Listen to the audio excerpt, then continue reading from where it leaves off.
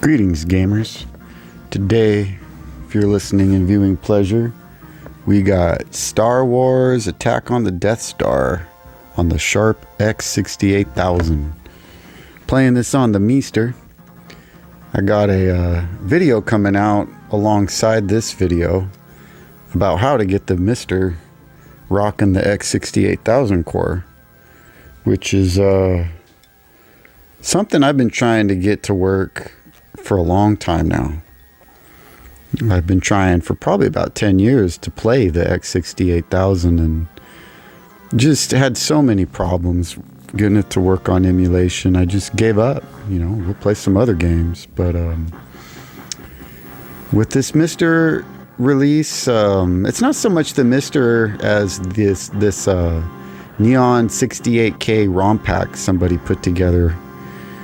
And I'll put the link in the description for that, and you can go watch my video on how to get all this working. It's not hard, although it can be hard.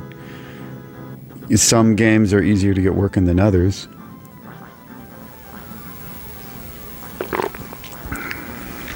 But I mean, look at this.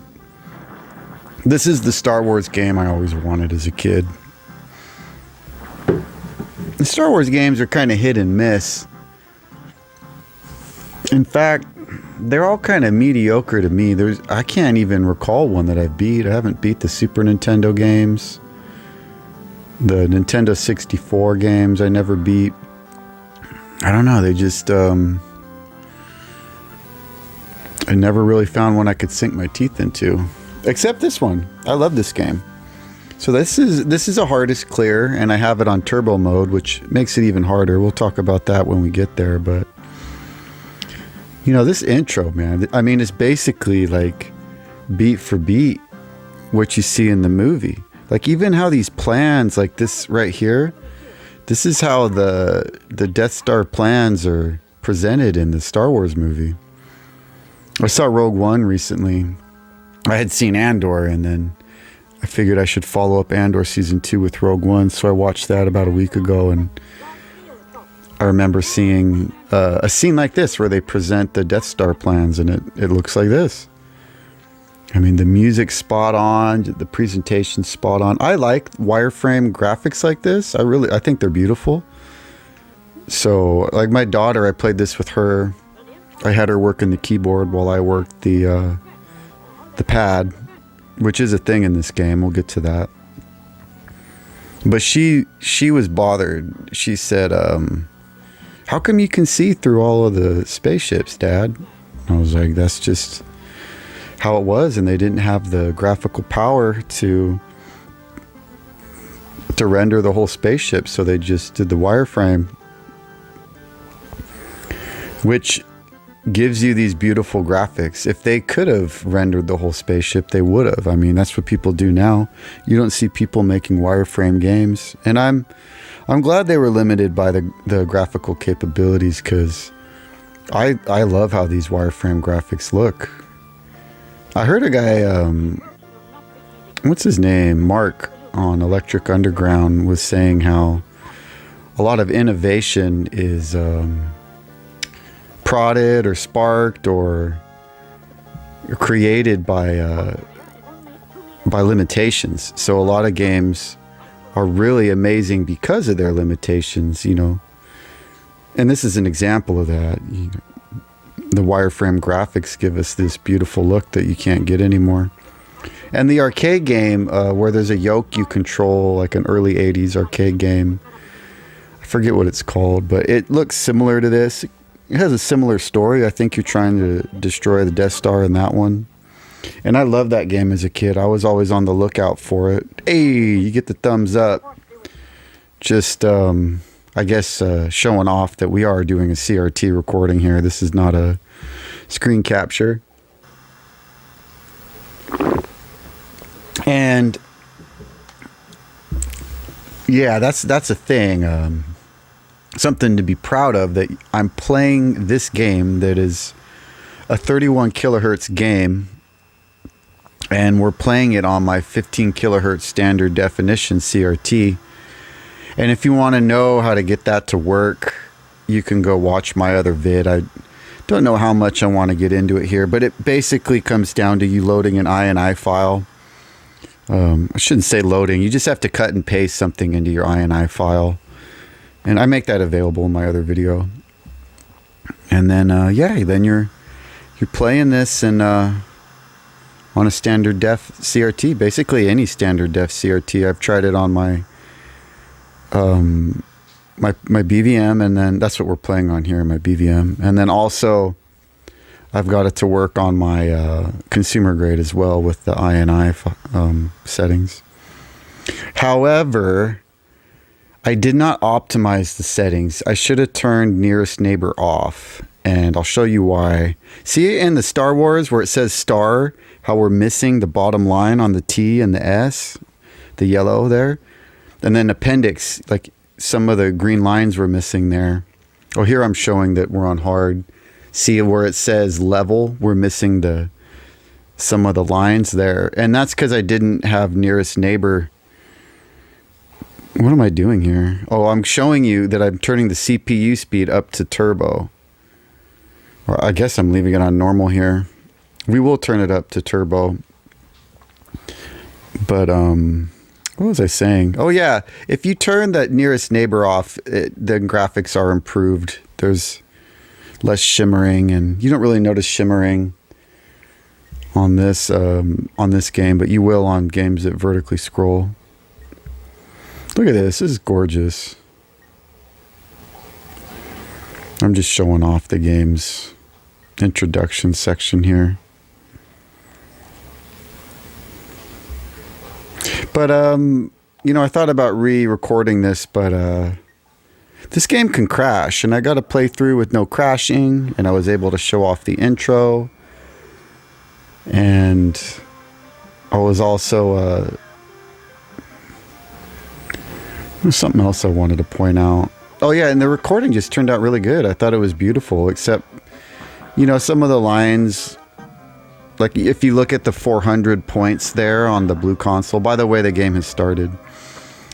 The top of the zeros are cut off because, again, I didn't have nearest neighbor turned off. I didn't know about that when I was playing this, but after messing with the settings, I was able to find that one setting that helps.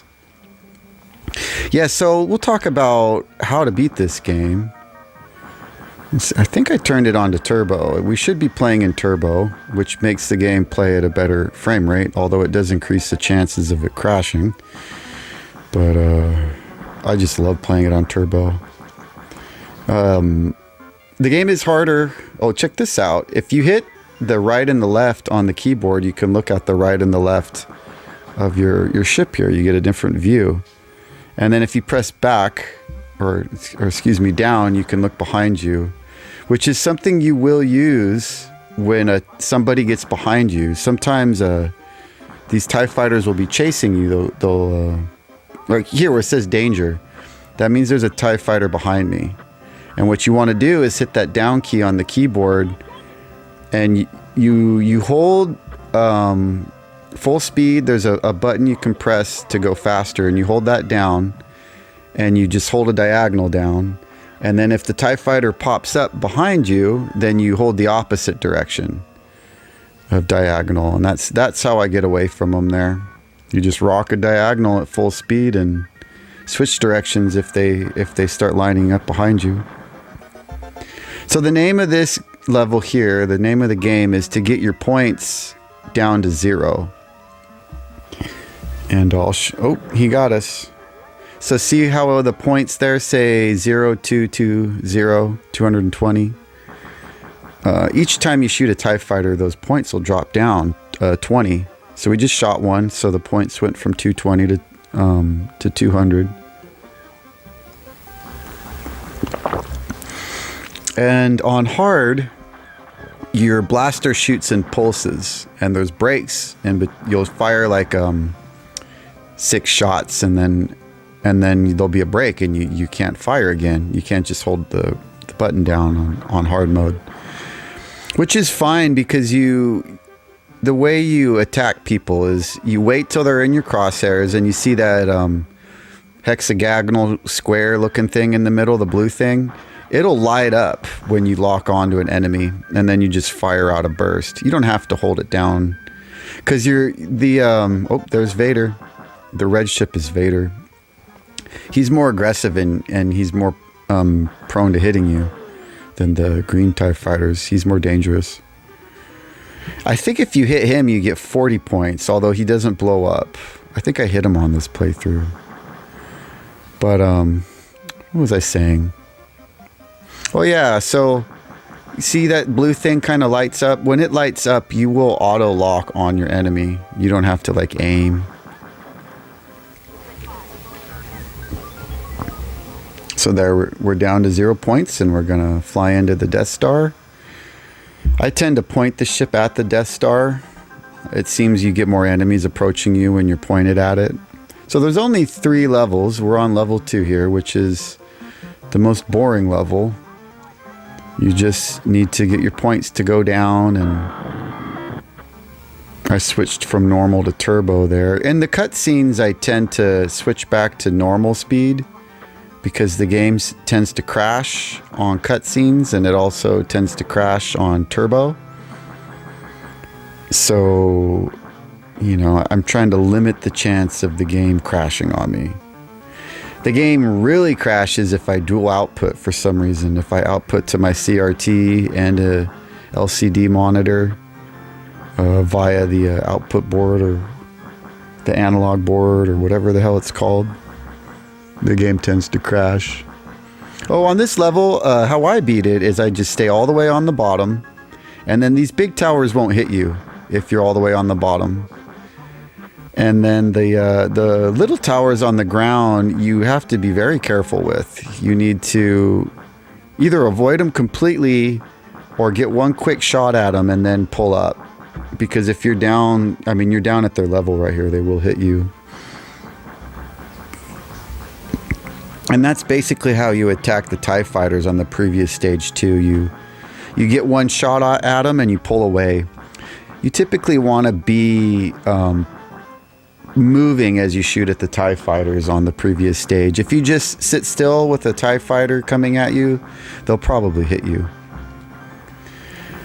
And you only have whatever that is, 3, 6, 9, 10, 11 hit points. Those green bars at the bottom left of the screen. That's all the health you get through the whole game. There's no lives or any way to recover health.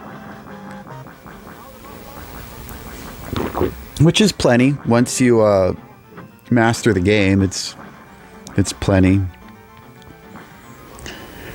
On not hard so much, but on turbo, you do approach the game a little differently because there's no slowdown. I say slowdown, but really the frame rate is just really slow, and it feels like you're playing a shooter on normal. When you play this game on normal mode, it feels like you're playing a bullet hell with slowdown. Like basically the whole game feels like it's just got slowdown, which makes it easier. Like on this level here, I just hold the speed button down the whole time. But on turbo mode here, I can't do that because I'll run into things. Same thing on the next level. On the next level, you're getting shot at, and you need to dodge bullets. And I can dodge them on normal speed. If I have the game, running at normal, I can speed up and dodge them. But when I'm playing the game on turbo at 16 megahertz, I can't. It's really hard to dodge them when you hold the accelerator down. Yeah, and this level is kind of boring. You just flying around. Oh, we got 20 more points, and then I believe Vader's ship comes out. You just see a red dot in the middle, and yeah, here he comes. There's those arrows telling you to shoot the red dot, which I'm assuming is Vader.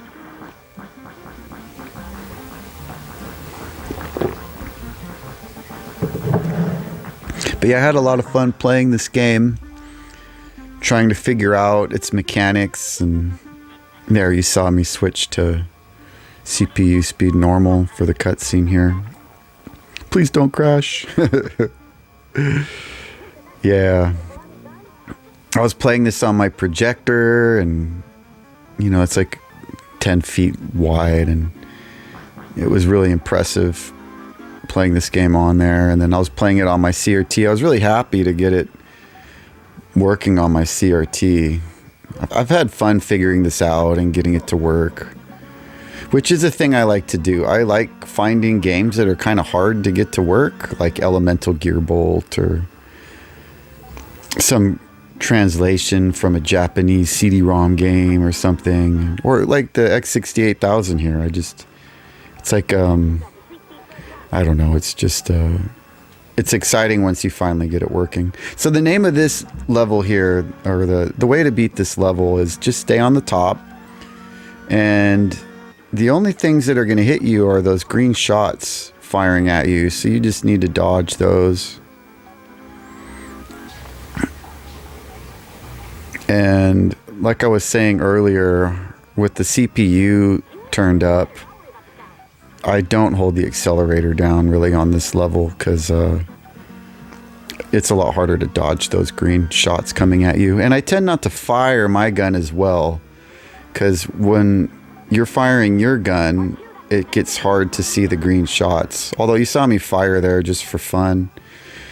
When that blue octagonal shape in the center there lights up, you'll lock onto those guys, and no matter where you're at on the screen, you'll still hit them if you fire your gun. And if you hold the accelerator down on this level, you'll get through it faster. So in a way, that does make it easier, because you're spending less time on the level. But this is easy this way. I just dodge those top shots, stay in a corner, and then there's only one green shot that can hit you. And you see the countdown on the top left? That's counting down to when we need to fire our gun at the exhaust port, just like in A New Hope. And eventually Vader's going to get behind us, and then we'll have to switch our tactic up here. And when Vader gets behind you, you can kind of ignore him and just fly in a diamond pattern on the screen, so that basically you're trying to hit the very center of the bottom and the very center of the top, and then right along the sides of the walls. And if you go in that diamond pattern, what would it be? Like a six-shaped object, six-cornered diamond. If you go in that type of pattern, you don't even really need to think about what Vader's doing behind you. You'll just dodge all of his bullets. And that works good for me. I should have turned around here to look at Vader. He just looks kind of cool. I let my daughter use the keyboard to look behind me. Oh, okay. So here, you just want to ride along the very bottom, and then you want to line up, you know, your blue square in the center of the screen, and just look at the top left. When it blinks like that, you hit the fire button twice and then pull up. And do not fire until you see that red cross blinking. Oh, and right here it hung up. It hangs up here all the time, and maybe I'm superstitious, but I feel like if you go from normal to turbo speed, it tends to unfuck itself. There it goes.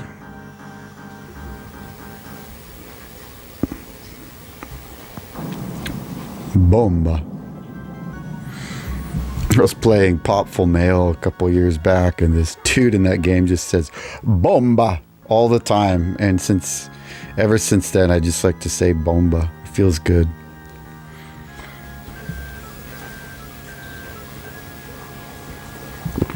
Once you figure this game out, it's pretty easy to beat. But figuring it out takes, you know, some trial and error. And if you just try to like blindly, you know, fly in and shoot everything down, you're not going to make it. Like, you can't just wing it. You have to kind of follow those strats I gave you. I've seen people do... I mean, there's one other guy that plays this on YouTube and does commentary. And he does it a little different, but pretty similar to how I play it. It's weird. You can't find that guy's channel online. Like, the only way I could find his videos was from a link. And even if I look in my history, he doesn't pop up in my history. It's like YouTube hates him, which is a bummer. He has really cool playthrough videos, kind of like mine, where he beats hard games and talks about them. But yeah, I think that's about it. Oh, there's a pause button on this game if you hit the escape key.